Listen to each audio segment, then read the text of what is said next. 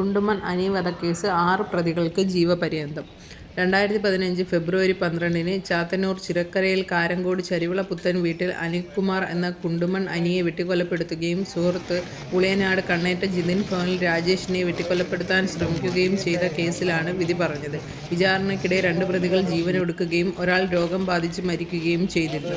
8 പ്രതികളെ കോടതി വിട്ടയക്കുകയും ചെയ്തു. 3-ാം പ്രതി നെടുങ്ങോലം പൊയ്കയിൽ വീട്ടിൽ ലാലു, 4-ാം പ്രതി ചാത്തന്നൂർ കോഴിപ്പാട് വാടകയ്ക്ക് താമസിക്കുന്ന ഏറം പണ്ടാരത്തോപ്പ് വീട്ടിൽ രതീഷ്, 5-ാം പ്രതി കല്ലുവാതുക്കൽ വരിഞ്ഞം അടുതലമൂർത്തി ക്ഷേത്രത്തിന് സമീപം ചരിവിള വീട്ടിൽ സാബു, 6-ാം പ്രതി കോഴിപ്പാട് രാജീവ് ഗാന്ധി കോളനിയിൽ രേഷ്മ ഭവനിൽ വിഷ്ണു, 7-ാം പ്രതി വരിഞ്ഞം സുന്ദരമുക്ക് സൂര്യ ഭവനിൽ സുജിത്ത്, 9-ാം പ്രതി കല്ലുവാതുക്കൽ വില്ലേജ് വരിഞ്ഞം ചാവരുകാവിന് സമീപം കാവിൽ വീട്ടിൽ ഹണി എന്നിവരെയാണ് കൊല്ലം 5-ാം ക്ലാസ് അഡീഷണൽ സെഷൻ കോടതി ജഡ്ജി ബിന്ദു സുധാകരൻ ശിക്ഷിച്ചത്. 1-ാം പ്രതി പ്രജു ഇപ്പോഴും ഒളിവിലാണ്. 1-ാം പ്രതി ചിറക്കര വില്ലേജിൽ മീനാട് വില്ലേജിൽ പ്രജുവിനെ വീട്ടിൽ കയറി കുണ്ടുമൺ അനി വെട്ടി പരിക്കേൽപ്പിച്ചതിൻ്റെ വൈരാഗ്യമാണ് കൊലപാതകത്തിന് കാരണമായത്. അനിയുടെ ശരീരത്തിൽ 110 മുറിവുകൾ ഉണ്ടായിരുന്നു എന്നാണ് കുറ്റപത്രത്തിൽ പറയുന്നത്.